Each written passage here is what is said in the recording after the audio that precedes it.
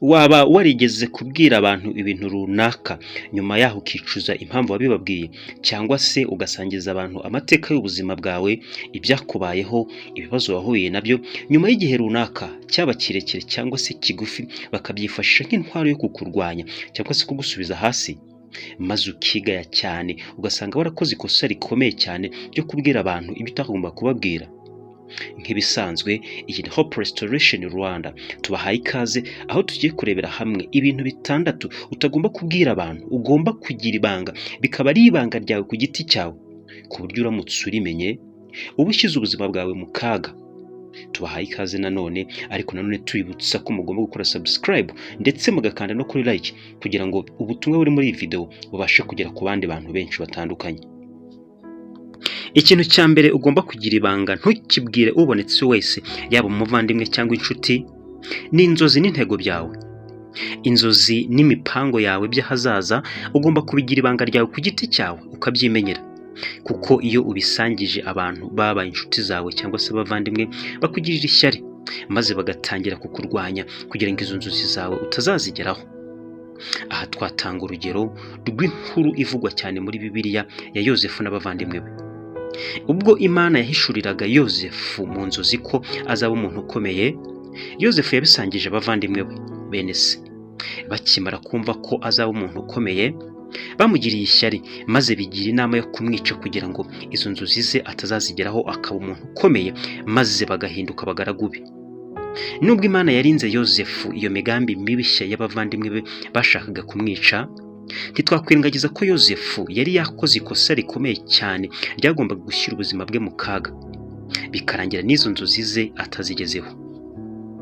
Kubwira abantu inzozi zawe cyangwa se icyo uteganya gukora, cyane iyo ari cyiza kigufitiye inyungu, bituma abo bibwiye bakugirira ishyari, kuko burya muri kamere muntu n'abantu bake cyane ariko bakwishimira ko ufite inzozi nziza. Akenshi usanga muri kamere muntu umuntu yifuza ko mugenzi we atagira icyo amurusha, cyane iyo ari inshuti, umuvandimwe cyangwa se umuntu wa hafi. Kubwira abantu inzozi zawe uretse kuba byatuma abo bibwiye bakugirira ishyari, nanone bituma udakora cyane kugira kuko ngo izo nzozi zawe zigereho. Iyo ubwiye abantu inzozi zawe cyangwa se imipango yawe, imbaraga zo gukora cyane kugira ngo izo nzozi zawe koko uzigereho bya nyabyo zihita zicika, kuko ukimara kubivuga uhita wumva ko wabigezeho maze ugahugira mu kuvuga gusa.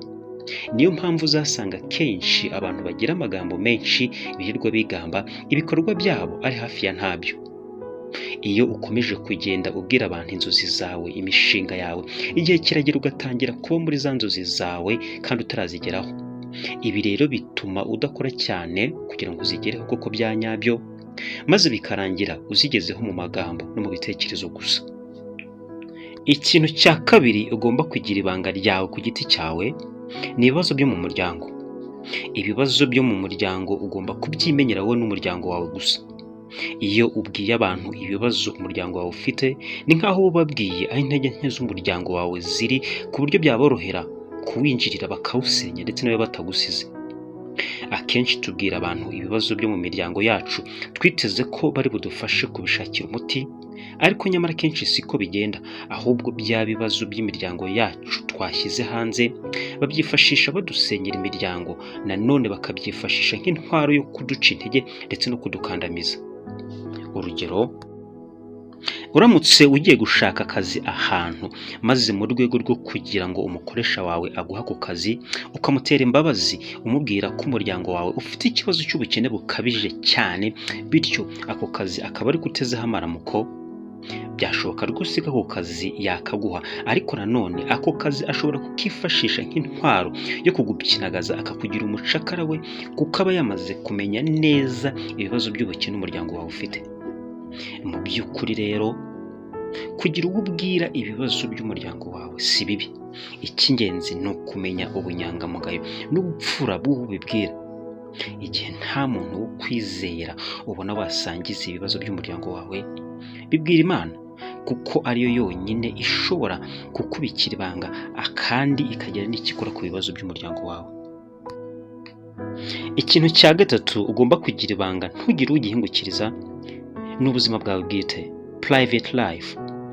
Ubuzima bwawe bwite cyangwa se uko ubayeho bigomba kuba ibanga ryawe bwite.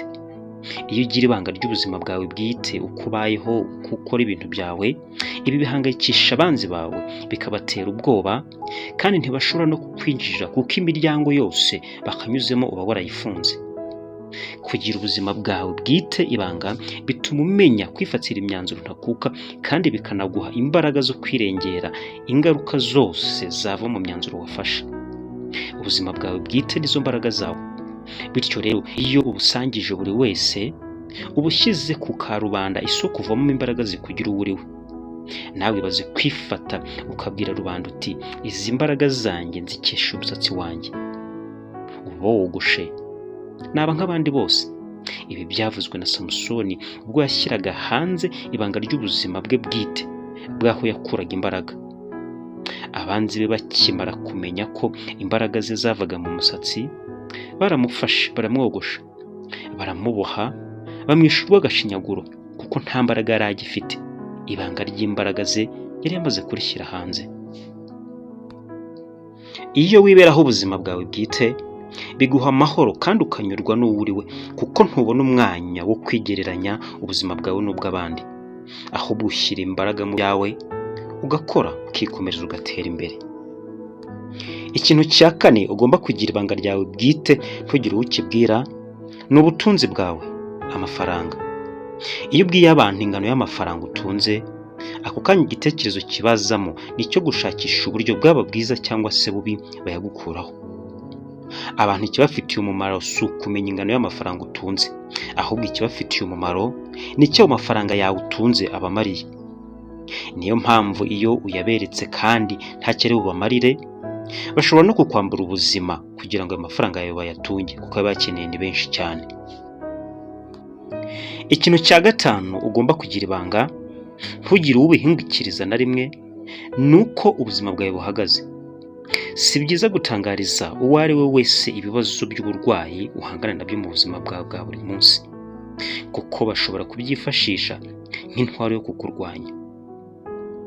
Iyo ubwiye abantu uburwayi bwihariye uhora uhangana nabwo mu buzima bwawe bwa buri munsi, ni nk'aho uba ubabwiye intege nke z'umubiri wawe. Gutangariza buri wese uko ubuzima bwawe buhagaze bishobora none kukwambura amahirwe runaka. Mu by'ukuri ntibivuze ko umuntu atagomba kugira uwo abwira uburwayi afite. Hari igihe biba ngombwa rwose ko ugira uwo ubibwira nka muganga, cyangwa se undi muntu ubona ko adateje ikibazo. Ikintu cya gatandatu ugomba kugira ibanga ntugire uwo ukibwira, gitangariza na gato, ni ibikorwa byiza wakoreye umuntu, ibikorwa by'ubugwaneza nko gufasha umuntu uri mu bibazo. Ijambo ry'Imana nk'uko turisanga mu butumwa bwiza bwanditswe na Matayo ibice 6 umurongo wa mbere, handitswe ngo mwirinde ntimugakore ibyiza byanyu imbere y'abantu kugira ngo babarebe, kuko nimubigira mutyo ari nta ngororano muzagororerwa na so wo mu ijuru. Aya ni amagambo y'Imana. Ibi bivuze ko iyo ukoze ibyiza warangiza ukabyigamba bibabaza Imana, kuko burya nayo ikunda kugira ibanga. Ni nayo mpamvu ibyo tuyibwira byose twiherereye nayo, tutabyumva ahandi, itubikira ibanga. Ibi ni byo bintu bitandatu ugomba kwitondera kubwira uwo ari we wese, kuko buryo kugira ibanga ni ryo banga ry'iterambere.